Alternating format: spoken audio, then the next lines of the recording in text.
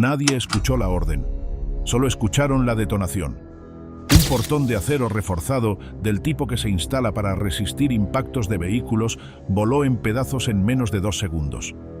Las esquirlas aún estaban en el aire cuando los primeros operadores tácticos cruzaron el umbral con sus fusiles alzados, moviéndose con una velocidad y una coordinación que no se aprende en ninguna academia convencional. Afuera, en la calle, los vecinos que se atrevieron a asomarse por sus ventanas vieron algo que ninguno esperaba encontrar en lo que alguna vez fue uno de los países más tranquilos de América Latina. Vieron una guerra. Pero esta no fue una operación aislada. No fue un golpe de suerte. Fue una de las cientos de incursiones de madrugada que las Fuerzas Especiales de Ecuador ejecutan de forma sistemática en un conflicto que el Estado tardó demasiado en nombrar con su nombre real. Detente un momento y piensa en esto. ¿Cómo llegó un país que en 2010 era catalogado como el más pacífico de la región a convertirse, apenas una década después, en el epicentro del narcotráfico más violento del hemisferio occidental? ¿Quiénes somos? ¿Quiénes somos? Así son reclutados los jóvenes en Esmeraldas por la organización criminal Los Tiguerones. Repiten la lírica que el líder les enseña, repasan y repasan el idioma de esta mafia. Con ángulos de disparo calculados.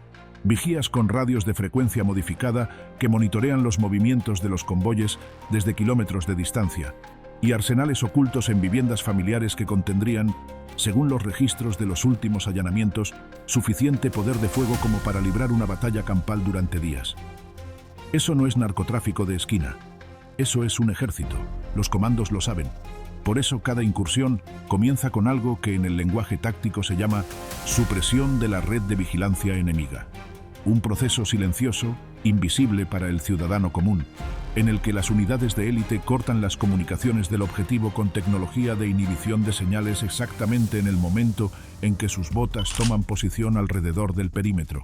El silencio que antecede al asalto no es calma, es el segundo más peligroso de la operación, porque en ese instante los comandos saben que si algo falló en la cadena de inteligencia, si hubo una filtración, si alguien habló, están caminando directamente hacia una emboscada preparada.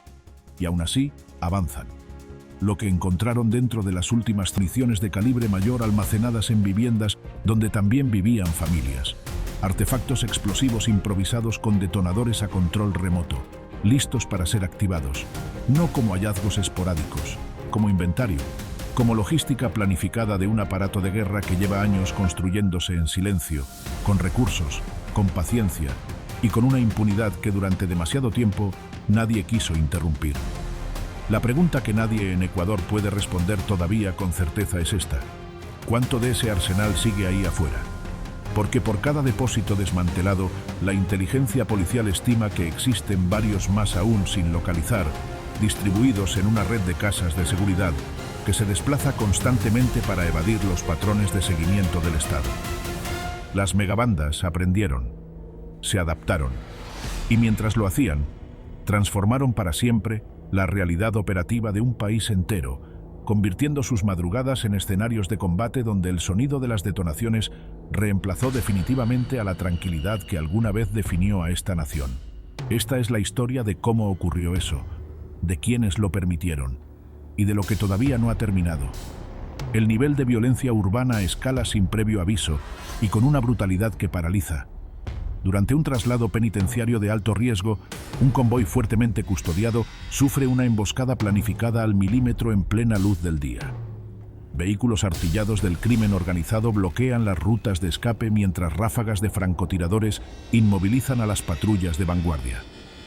Las megabandas no improvisan en sus ataques, operan con tácticas de infantería ligera y disciplina de combate.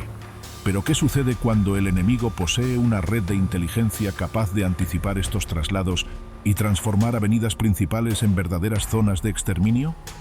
Los comandos del Grupo de Intervención y Rescate deben repeler la agresión, utilizando fuego de supresión y maniobras de evasión táctica bajo una lluvia incesante de plomo. Este tipo de enfrentamientos demuestra crudamente que la supervivencia de los agentes depende de decisiones vitales tomadas en fracciones de segundo, frente a un adversario que no tiene absolutamente nada que perder. La respuesta estatal a estas emboscadas exige un nivel de letalidad y precisión absoluta. El Grupo de Operaciones Especiales no responde con patrullajes disuasivos, responde con asaltos de neutralización frontal y masiva. Cuando inteligencia policial detecta la ubicación exacta de los tiradores, la directriz es ejecutar irrupciones simultáneas en el corazón del territorio enemigo. Los equipos de asalto descienden de los helicópteros directamente sobre los techos de las casas de seguridad, utilizando cuerdas de descenso rápido, mientras unidades terrestres revientan los accesos principales con explosivos de carga hueca. El combate cercano dentro de estas viviendas es feroz y sin tregua alguna. Los sicarios atrincherados prefieren morir disparando sus armas largas antes que entregarse, obligando a los comandos tácticos a limpiar habitación por habitación en medio del humo espeso, el polvo de los escombros y el estallido ensordecedor de granadas aturdidoras. Esta resistencia suicida plantea una interrogante aterradora para los equipos de asalto. Si los peones defienden estas posiciones con su vida, ¿qué oscuros secretos esconden las mafias en el subsuelo de estas zonas rojas? La verdadera sorpresa no ocurre en la superficie, ocurre debajo de ella. En medio de los allanamientos, cuando los escuadrones antimafia ya creen haber visto todo lo que hay para ver, uno de los operadores tácticos detecta algo que no debería estar ahí. Una variación en el sonido del concreto al pisarlo. Hueco. Lo que viene después redefine por completo la magnitud de lo que están enfrentando.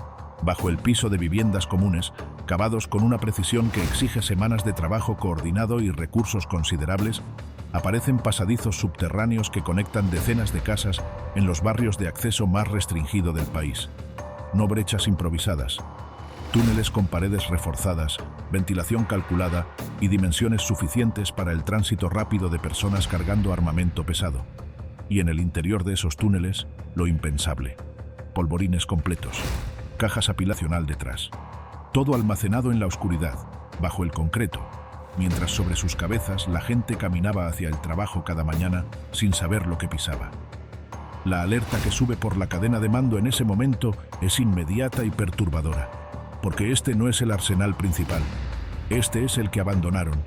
Si esto es lo que dejaron atrás, ¿qué están guardando en los búnkeres que todavía no han encontrado? Cada descubrimiento de alto nivel desata inmediatamente una reacción en cadena de violencia extrema que pone a prueba la resistencia operativa del país entero.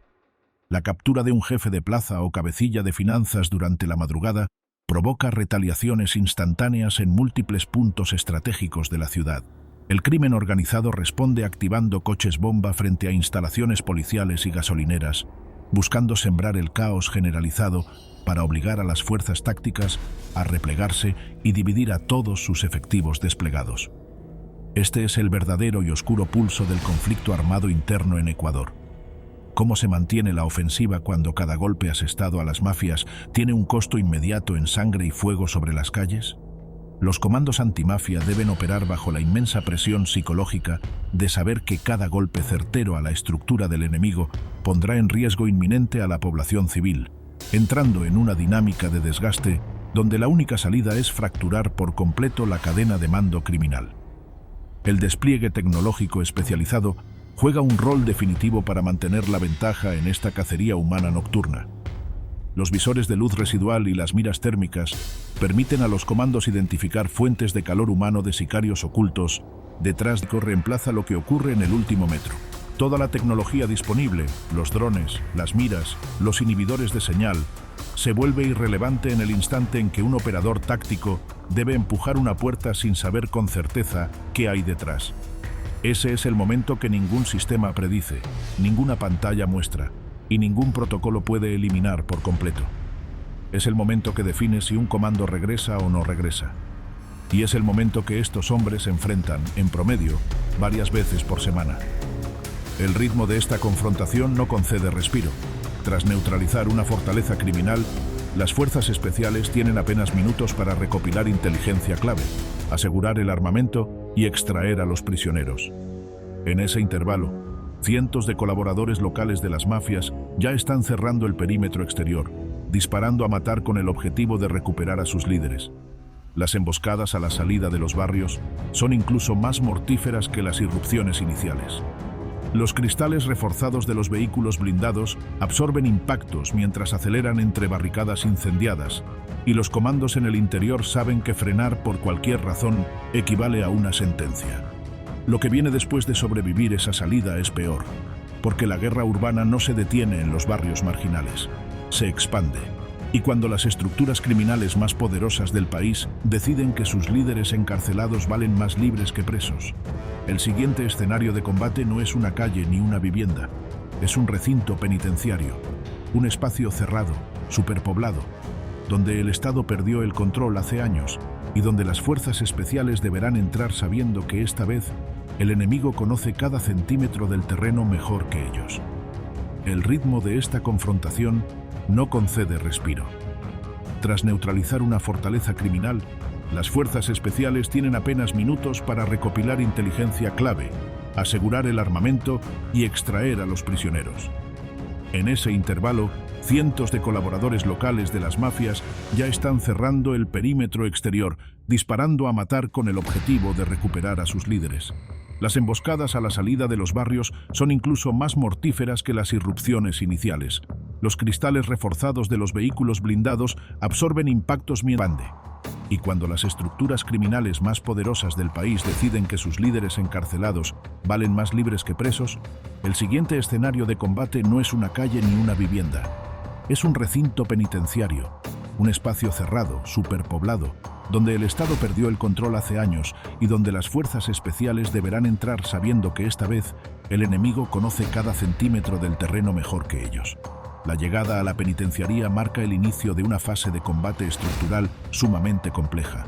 Las inmensas murallas de concreto, evidentemente que no están frente a un motín carcelario ordinario motivado por exigencias de hacinamiento, sino ante un asedio militar en toda regla contra un territorio soberano que el narcotráfico reclama como propio y defiende con letalidad absoluta. Para vulnerar las férreas defensas exteriores, los escuadrones de élite despliegan vehículos blindados equipados con arietes hidráulicos y herramientas de brecha pesada. El impacto directo contra los portones principales resuena como una explosión sorda, pero el verdadero y más letal obstáculo se encuentra en la oscuridad del interior. Los cabecillas de las estructuras criminales ordenaron soldar las puertas de acero de los pabellones y construyeron barricadas masivas utilizando literas metálicas, escombros y colchones incendiados. El denso humo negro inunda rápidamente los pasillos, reduciendo la visibilidad a escasos centímetros. Las escuadras de asalto deben avanzar lentamente utilizando equipos de corte térmico de alta potencia para fundir las cerraduras reforzadas. Todo esto mientras soportan ráfagas constantes de subametralladoras disparadas a ciegas desde el otro lado de las rejas. El espacio cerrado amplifica el estruendo de las detonaciones, convirtiendo la incursión en un infierno claustrofóbico donde el retroceso táctico es materialmente imposible y la única dirección viable es el avance frontal. Una vez vulnerada la primera línea de contención, el combate cercano dentro de los pasillos penitenciarios se vuelve extremadamente metódico. La oscuridad es total, ya que los reclusos destruyeron deliberadamente el sistema de iluminación eléctrica para neutralizar cualquier ventaja de las fuerzas del orden. Los operadores tácticos avanzan paso a paso bajo la luz verde de sus visores de visión nocturna, protegidos únicamente por gruesos escudos balísticos que absorben impactos de grueso calibre de forma continua y violenta. Cada celda representa una emboscada potencial de alto riesgo. Los comandos deben limpiar el terreno metro a metro, arrojando granadas de aturdimiento antes de ingresar a los dormitorios compartidos, donde cientos de internos comunes son utilizados frecuentemente como escudos humanos por los sicarios de las bandas. La tensión es sofocante y sostenida, pues en este escenario estrecho y confinado, los rebotes de los proyectiles en las paredes de concreto representan una amenaza tan grave y mortífera como el fuego directo del enemigo atrincherado. El avance revela progresivamente la inmensa magnitud de la corrupción institucional y el poderío económico del cartel. A medida que las fuerzas especiales aseguran los patios centrales, descubren que el armamento utilizado por las mafias supera con creces las peores estimaciones de inteligencia.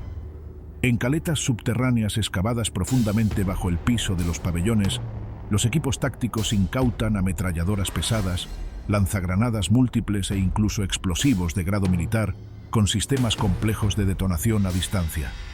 La evidencia es abrumadora y confirma que las organizaciones criminales utilizaron la prisión como un arsenal estratégico seguro, ingresando toneladas de equipo bélico bajo la innegable complicidad de las autoridades penitenciarias. Encontrar trampas explosivas conectadas a los candados de las celdas obliga a los comandos a pausar el asalto y solicitar la intervención de técnicos en desactivación de bombas en medio del fuego cruzado, añadiendo una capa adicional de riesgo extremo a una operación ya de por sí crítica. El objetivo final de la incursión es la toma absoluta de las celdas de máxima seguridad, los verdaderos centros de mando del crimen organizado. Al reventar las puertas de estos espacios exclusivos, las unidades de asalto no encuentran condiciones de encierro tradicional, sino suites acondicionadas y equipadas con tecnología de punta. Las fuerzas especiales desmantelan infraestructuras de Internet satelital clandestino, granjas de servidores encriptados y centros de monitoreo de cámaras de seguridad desde donde los capos vigilaban el interior de la cárcel y los movimientos policiales en el exterior. Sobre los escritorios incautan libros de contabilidad que detallan el cobro de extorsiones a nivel nacional y listas interminables con nombres de funcionarios sobornados. El impacto de este hallazgo es devastador, pues demuestra ante los ojos de los comandos que acaban de asaltar no una simple cárcel rebelde, sino el cuartel corporativo supremo de las organizaciones criminales más adineradas del continente. Capturar a los máximos líderes del crimen organizado dentro de sus propios dominios es apenas la mitad de la misión operativa. Extraerlos de un recinto penitenciario en llamas y bajo asedio total es el verdadero infierno táctico. Cuando los comandos logran asegurar a los cabecillas en las celdas de máxima seguridad, la confirmación de la caída recorre los pabellones en cuestión de segundos gracias a los radios de comunicación de onda corta que aún conservan los reclusos. La contraorden emitida por los lugartenientes de las mafias es clara, directa e implacable. Nadie sale del perímetro carcelario con vida. En ese instante exacto, la prisión entera abandona su condición de trinchera defensiva para transformarse en una trampa mortal de proporciones dantescas. Cientos de internos, fuertemente armados con fusiles de asalto, revólveres de alto calibre y artefactos explosivos artesanales, abandonan sus posiciones iniciales para converger masivamente hacia el sector central, donde se encuentran las unidades de extracción, desatando una contraofensiva suicida que busca aplastar a las fuerzas del Estado utilizando la táctica de la superioridad numérica extrema. El repliegue de las fuerzas especiales con los objetivos de alto valor se convierte en una carnicería a corta distancia. Las escuadras de asalto deben formar una falange impenetrable utilizando sus escudos balísticos pesados. Creando un muro de convivencia de los operadores depende exclusivamente de mantener una cadencia de fuego de supresión constante y devastadora. Cada intersección de los pabellones exige vaciar decenas de cargadores para mantener a raya a los anillos de seguridad criminales que intentan arrebatar a sus líderes disparando a quemarropa desde los niveles superiores de los bloques de celdas. Mientras el caos absoluto consume las entrañas de la penitenciaría, las estructuras criminales en el exterior ejecutan un plan de contingencia diseñado específicamente para doblegar al gobierno nacional. Buscando obligar a los mandos policiales a desviar recursos y cancelar la extracción carcelaria, las células urbanas de los lobos y los tiguerones desatan una ola de ataques terroristas sincronizados en los puntos más críticos de las principales ciudades del país. En un lapso de escasos minutos, coches bomba detonan frente a instalaciones judiciales, caravanas de sicarios ametrallan estaciones de policía en barrios periféricos y grupos paramilitares armados toman como rehenes a civiles en centros comerciales. La estrategia del narcotráfico es paralizar a orden. Esta escalada de terrorismo urbano somete al Estado a una presión operativa sin precedentes en su historia reciente. En lugar de ceder ante el chantaje de la sangre en las calles, los altos mandos ordenan el despliegue de las unidades de reserva de las fuerzas especiales para contener los múltiples frentes de batalla, mientras el grupo de intervención y rescate mantiene la orden inquebrantable de sacar a los capos de la prisión a cualquier costo. La extracción terrestre se vuelve logísticamente inviable debido a las barricadas incendiarias y las trampas con explosivos plásticos que los colaboradores de las bandas han instalado en las principales rutas de acceso al penal. La única alternativa viable para completar la misión es ejecutar una extracción aerotransportada de máximo riesgo bajo fuego hostil, una maniobra que desafía todas las normativas de seguridad de la aviación militar. Helicópteros tácticos de transporte descienden abruptamente sobre los techos de los pabellones de máxima seguridad, cortando la densa columna de humo negro con el estruendo ensordecedor de sus rotores. La maniobra expone a las aeronaves a un peligro catastrófico.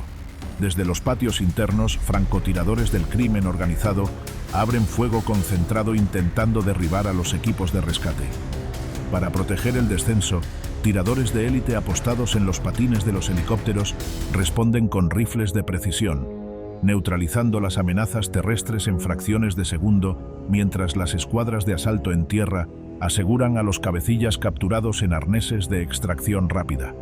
El ruido ensordecedor de las turbinas se mezcla con el tableteo incesante de las ametralladoras ligeras, creando una atmósfera de guerra pura donde un impacto certero en el rotor de cola podría significar la muerte instantánea de decenas de comandos tácticos.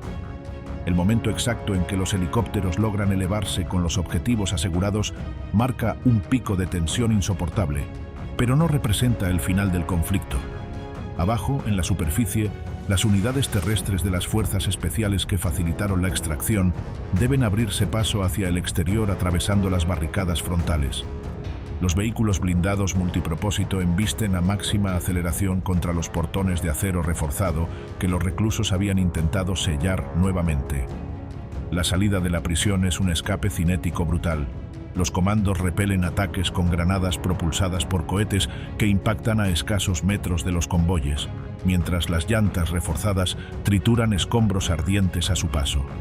La fuerza del Estado logra abandonar el recinto tras asegurar a los líderes criminales, pero el paisaje que dejan atrás es el de un territorio devastado, evidenciando el altísimo costo en munición, infraestructura y riesgo humano que implica arrebatarle el poder a las redes del narcotráfico transnacional. El éxito táctico de esta operación de extracción no concede tiempo para celebraciones ni descansos en los cuarteles.